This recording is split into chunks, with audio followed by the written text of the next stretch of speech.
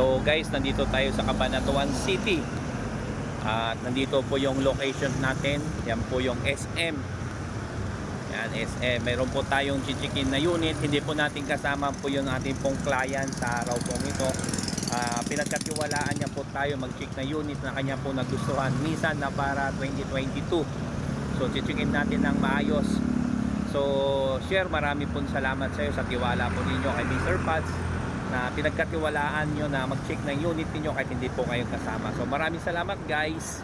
Ito na pala yung Nissan Calibre 2022. Umpisa na natin check. Chine-check natin ang pintura sa kabilang panig.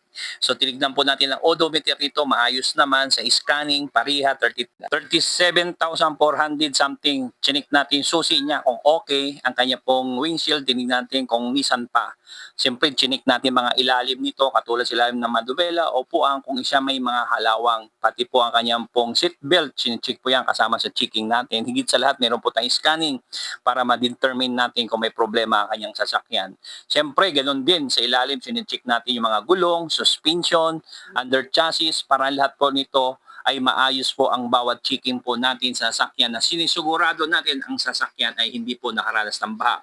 May battery checking din po tayo kung healthy o hindi. Sinicheck natin yung kanya pong tinatawag po nating pintura niya, kung maganda pa yung pintura niya, hindi, at tinitingnan natin kung may masilyado na siya at hindi po, at ang kanyang pong plaka po ay temporary.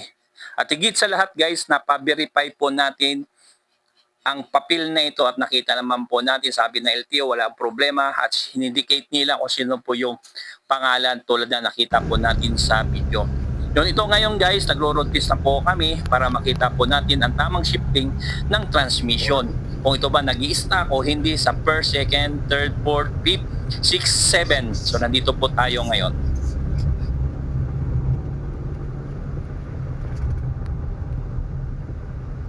Seven.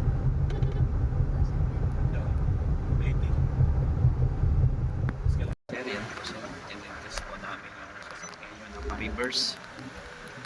Ayan po. So, okay naman po siya sa reverse. Kaya kapag na tayo sa sapa. Hanggang doon ulit siya tapos sa atras pa.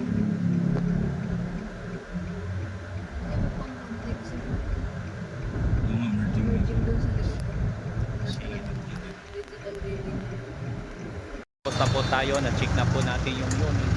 Okay naman po yung unit, na-probahan po natin yung unit. Nissan Navara kami po. Yan po ang unit po guys. Maraming po salamat sa inyo po. God bless po. Po yung chinik nating unit, Nissan Navara.